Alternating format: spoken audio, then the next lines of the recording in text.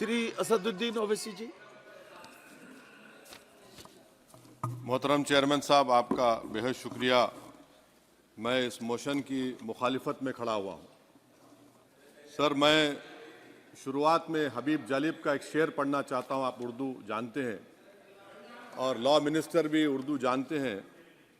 हबीब जालिब ने कहा था कि हुक्मरान हो गए कमीने लोग, खाक में मिल गए नगीने लोग, हर मुहिब वतन जलील हुआ, रात का फासला तवील हुआ, आमिरों के गीत जो गाते रहे वही नामो दाद पाते रहे, रहजनों ने रेजनी की थी, रहजनों ने रेजनी की थी, रहबरों ने भी क्या कमी की थी। सर, मैं अभी सुन रहा था हमारे शिंदे ग्रुप के शिवसेना के पार्टी लीडर अपनी तकरीर कह रहे थे। कहा कि 6 दिसंबर में जब बाबरी मस्जिद को शहीद किया जा रहा था तो उस वक्त के वजीर आजम नरसिम्हा राव पूजा कर रहे थे, आप ही ने कहा, और कहा कि वो डिस्टर्ब नहीं करना। तो ये बड़ा अजीब मौका है कि बीजेपी की ताईदी पार्टी ये कह रही है कि नरसिम्हा राव ने कहा कि मुझे डिस्टर्ब मत करो, मैं पूजा कर रहा हूं, और जिसने रथ यात्रा निकाला, इन दोनों को मोदी सरकार ने इस मुल्क का सबसे बड़ा सिविलियन अवार्ड दे दिया, सबसे बड़ा सिविलियन अवार्ड दे दिया। तो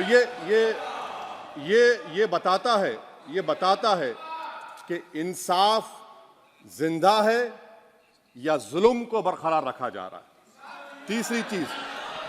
तीसरी बात यह है कि सर, इस ऐवान में सियासी पार्टियां आएंगी चले जाएंगी, आप आए मैं आया हम भी चले जाएंगे, मैं इस जमीन की गिजा बन जाऊंगा, ये ऐवान तो बाकी रहेगा। मगर सर, मैं ताजुब कर रहा हूं कि लोकसभा मुख्तलिफ आवाजों में कैसे बोल सकता है। लोकसभा तो एक ही आवाज में बोलना चाहिए, और लोकसभा भी भारत के संविधान आइन के बेसिक स्ट्रक्चर का ताबे है। और सर, ये इसलिए कह रहा हूं कि 16 दिसंबर को ये ले कर देता हूं, 16 दिसंबर 1992 को इसी लोकसभा ने एक रेजोल्यूशन पास किया था। आप इजाजत दीजिए तो मैं पढ़ता हूं सर। दिस हाउस, अच्छा, ये गुलाम नबी उस वक्त के मिनिस्टर थे, आज नहीं है, उनका नाम नहीं लेना चाह रहा था। This house strongly and unequivocally condemns the desecration and demolition of the Babri Masjid at Ayodhya by and at the instigation of forces represented among others by VHP, RSS and the Bajrang Dal, which has caused communal violence in the country. Such act of vandalism was carried out not only in violation of order of the Supreme Court, but amounted to an attack on the secular foundations of our country. This House expresses anguish at the happenings and wishes to reiterate its resolve that it will ceaselessly endeavor to uphold the secular and democratic traditions of our country and for the maintenance of rule of law. और एक paragraph मैं नहीं पढ़ूंगा। मैं ताजुब कर रहा हूं कि जब इस ऐवान ने एक रेजोल्यूशन पास किया तो हुकूमत आएगी जाएगी, और हुकूमत ये मोदी हुकूमत जश्न मना रही है जो 6 दिसंबर को हुआ। तो ये एक बात है सर। चौथी बात यह है कि सर, नहीं, 6 दिसंबर के ऊपर कोई जश्न नहीं है। राम मंदिर के निर्माण की जो प्रतिष्ठा हुई है उसको संबोधन कर रहा है, और वो सर्वोच्च न्यायालय के द्वारा तथ्यों के आधार पर दिए गए निर्णय के कारण से हुआ है। सर्वोच्च न्यायालय का निर्णय है, तथ्यों के आधार पर निर्णय है। वो विषय आपने बोल दिया, ठीक है, ओके। परंतु जो मंदिर का निर्माण है वो नियमानुसार सर्वोच्च न्यायालय के निर्णय से तथ्यों को देख करके। एक सेकंड, आप इस्लाम के बहुत जानकार हैं, विद्वान हैं वैसे भी, अब कानून के, यदि किसी अन्य धर्म के स्थान पर मस्जिद बनाई जाए तो शायद उसको मान्य नहीं किया जाता। अभी एएसआई ने, सुप्रीम कोर्ट ने स्वीकार किया है कि वहां पर राम मंदिर था। तो इस विषय केवल यह है कि वहां पर राम मंदिर ठीक बना कि नहीं बना, वो विषय हो गया। तो कृपया इस पर यदि आप कुछ बोले तो बोलें प्लीज। सर, मैं आपको गलत साबित कर दूंगा सर। और मैंने रुक तो जाइए बड़ी इज्जत के साथ सर, मैं आपकी बड़ी इज्जत करता हूं सर। आपको मैं कोट कर रहा हूं सुप्रीम कोर्ट का जजमेंट, पैराग्राफ 1222 रोमन 17, उसमें लिखा गया है, the destruction of the mosque took place in breach of the order status को and the assurance given to this court, the destruction of the mosque and obliteration of Islamic structure was an egregious violation of the rule of law. Egregious का मतलब जो छोटी मोटी अंग्रेजी में आती है वो क्रिमिनल एक्ट कहा। और सर आपने कहा था कि वहां पर मंदिर को तोड़कर बनाया गया। सर मैं आपके सामने ये तमाम चीजें लेकर दूंगा, सुप्रीम कोर्ट के जजमेंट के पैराग्राफ्स हैं जिसमें सुप्रीम कोर्ट ने एएसआई की रिपोर्ट को नकारा। उन्होंने कहा कि मंदिर को तोड़कर मस्जिद नहीं बनाई गई थी। सुप्रीम कोर्ट ने कहा, ये सुप्रीम कोर्ट ने कहा। अब और मैं रख दूंगा, आप पढ़ लीजिए, आप पढ़ लीजिए। अच्छा सर मैं अपनी तकरीर पर आ जाता हूं, मैं अपनी तकरीर पर आ जाता हूं सर। तो मैं अपनी बात कर देता हूं सर। तो मैं ये पूछना चाह रहा हूं कि क्या मोदी सरकार एक समुदाय, एक मजहब की सरकार है या पूरे देश के मजाहिब को मानने वालों की सरकार है? जिसको नहीं मानते उनकी सरकार है, हमको बता दीजिए। क्या मोदी सरकार सिर्फ एक फिक्र और नजरिया हिंदुत्व की सरकार है? क्या इस देश का, इस गवर्नमेंट ऑफ इंडिया का कोई मजहब है? इस वतन अजीज सबके मजहब को मानता है। सर मेरा मानना है कि इस देश का कोई मजहब नहीं है। क्या ये सरकार 22 जनवरी का पैगाम देकर ये बताना चाहती है कि एक मजहब को दूसरे मजहब के मानने वालों पर गलबा और कामयाबी मिली?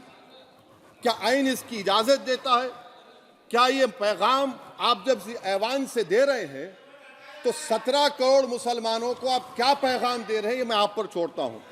सर 49 में धोखा हुआ, 86 में धोखा हुआ, 92 में धोखा हुआ, 2019 और 22 में भी इस ऐवान के जरिए हमको धोखा दिया जा रहा है। और अफसोस के साथ कहना पड़ता है सर कि मुस्लिम अक़लियत को हमेशा ये कहा गया कि तुमको भारत के शहरी बरकरार रहने के लिए एक बहुत बड़ी कीमत तुमको चुकानी पड़ेगी, और हम पर इल्जाम लगा दिया गया। सर क्या मैं बाबर का स्पोक्स पर्सन हूं? क्या मैं जिना का स्पोक्स पर्सन हूं? क्या मैं औरंगजेब का स्पोक्स पर्सन हूं? बताइए सर, आखिर मैं कहां तक आप मुझे लेकर जाएंगे? दूसरी बात यह है सर, दूसरी बात यह है कि फिर 6 दिसंबर के बाद देश में फसाद हुआ, नौजवानों को टाडा में डाला गया जो बूढ़े होकर निकले। यकीनन आपकी सरकार नहीं थी, आपकी सरकार नहीं थी। अच्छा बल्कि मैं तो मर्यादा पुरुषोत्तम राम की इज्जत करता हूं, मगर मैं नाथूराम गोडसे से नफरत करता हूं। मेरी नस्लें नफरत करती रहेंगी क्योंकि नाथूराम गोडसे ने उस शख्स को गोली मारी जिसके जबान से आखिरी लफ्ज निकले हे राम। सर छठी बात यह है कि 87 में मलियाना हाशिमपुरा हुआ, 83 में नेल्ली हुआ, 44 में जम्मू में नस्ल कशी हुई, 2022 में हल्दीवानी में कत्ल हुआ। इतने धोखे सबसे बड़े किसको दिए गए? असदुद्दीन ओवैसी को दिए गए। मगर फिर भी मुझसे ही कहा जाता है कि वफादारी को तुम साबित करो अपनी ओवैसी। सर आज भारत के 17 करोड़ मुसलमान अपने आप को अजनबी और एलिनेट महसूस कर रहे हैं। मैं बहुत बड़ी नाइंसाफी होती है, सर ये कोई तारीखी नाइंसाफी को इंसाफ नहीं किया जा रहा है। स्पीकर बल्कि सर, अंग्रेजी में स्पीकर सर केवल एक प्रश्न का जवाब ओवैसी साहब दे दें कि बाबर को वो आक्रमणकारी मानते हैं या नहीं मानते हैं? पुष्पमित्रा संघा को आप क्या मानते हैं? बताओ, पुष्पमित्रा संघा को आप क्या मानते हैं? जम्मू के वो कश्मीर के वो राजा को क्या मानते हैं जिसके पास एक फौज थी मंदिरों को तोड़ने के लिए? आप क्या मानते हैं? यही तो मैं कह रहा हूं कि निशिकांत दुबे 47 में आजादी मिली, असदुद्दीन ओवैसी से बाबर की बात पूछ रहे हैं। तुम गांधी की बात पूछते, तुम बोस की बात पूछते, तुम जलियांवाला बाग की बात पूछते, तुम काला पानी में जो मुसलमान शहीद हो गए उनकी बात पूछते, मगर बाबर की बात पूछी जाती है। तो सर मैं आपको बता रहा था, खामखा डिस्टर्ब किए सर, मुझे मेरा वक्त ले लिए निशिकांत दुबे। सर मैं आपसे कह रहा था मोदी हुकूमत ये पैगाम दे रही है भारत के मुसलमानों को कि जान बचाना है या इंसाफ चाहते हो। मैं कह रहा हूं मैं भीख नहीं मांगूंगा, मैं इस नंगी तासुब को कबूल नहीं करूंगा। मैं दूसरे दर्जे के शहरी के मौक़िफ़ को कबूल नहीं करूंगा। मैं अपनी शनाख्त को नहीं मिटने दूंगा। अब मैं झूठी और दिल फरेब बातों पर हरगिज भरोसा नहीं करूंगा। मैं वो काम नहीं करूंगा जो बीजेपी और नाम निहाद सेकुलर पार्टियां चाहती हैं। मैं वो काम करूंगा जो आपको पसंद नहीं है, संविधान के दायरे में रहकर। सर, कंक्लूजन में मैं आपको बताना चाहता हूं कि आज इस देश को किसकी जरूरत है। इस देश को अयोध्या में, तारीख शायद नहीं पढ़ते होंगे, मौलाना अमीर अली कौन थे, पुजारी बाबा रामचरण दास कौन थे, अयोध्या के पुजारी थे। दोनों ने मिलकर अंग्रेजों के खिलाफ जंग लड़ी थी और दोनों ने, अंग्रेजों ने इनको गिरफ्तार किया और एक पेड़ पर मौलाना अमीर अली को और पुजारी रामचरण दास को फांसी दे दी गई। देश को इनकी जरूरत है। देश को शंभू प्रसाद, अचन खां, ये राजा देवी बख्श सिंह के फौज में थे, अंग्रेजों से मुकाबला किया। मुसलमान की लाश को जला दिया गया और शंभू प्रसाद को दफना दिया गया। इस देश को यह जरूरत है। देश को बाबा मोदी की जरूरत नहीं है। आज भारत को अयोध्या के मौलाना अमीर अली और रामचरण दास, अचन खान, शंभू खान की जरूरत है। सर, मैं अभी सुन रहा था ये नाम निहाद सेकुलर पार्टियों के बयानात को। क्या होता है सर, मैं खत्म कर रहा हूं, क्या होता है सर, जब काजी साहब गवाहों को लेकर दुल्हन के पास जाते कि तुमको निकाह कबूल है, तो दुल्हन शर्मा के खामोश बैठ जाती। तो इनकी खामोशी रजामंदी की अलामत है। जी जी। तो सर, मैं खत्म करने से पहले ये बताना चाह रहा हूं कि जब वजीर आजम जवाब देंगे तो क्या वो भारत के 140 करोड़ जनता के लिए जवाब देंगे या फिर सिर्फ हिंदुत्व की फिक्र रखने वालों का जवाब, मैं खत्म कर जवाब देंगे। मैं ये देश, दुनिया, मुसलमान देख रहा है। सर, मैं आपको ये भी बताना चाह रहा हूं, आखिर में कंक्लूड कर रहा हूं सर, 1 मिनट चाहिए, 1 मिनट चाहिए सर। सर, मेरा मानना यह है कि आज मैं बहैसियत एक भारत के गयूर मुसलमान के, let me stand as a tall Indian Muslim and say that the light of Indian democracy today is at its dimmest today, sir. Sir, in conclusion, मेरी फिक्र में, मेरा ईमान मुझे कहता है कि जिस जगह पर मस्जिद थी, है और रहेगी, बाबरी मस्जिद है और रहेगी। बाबरी मस्जिद जिंदाबाद, जिंदाबाद, भारत जिंदाबाद, जय हिंद। सबको जोड़ने की बात की जाए वो बेहतर है। जी, श्री बीबी पाटिल जी।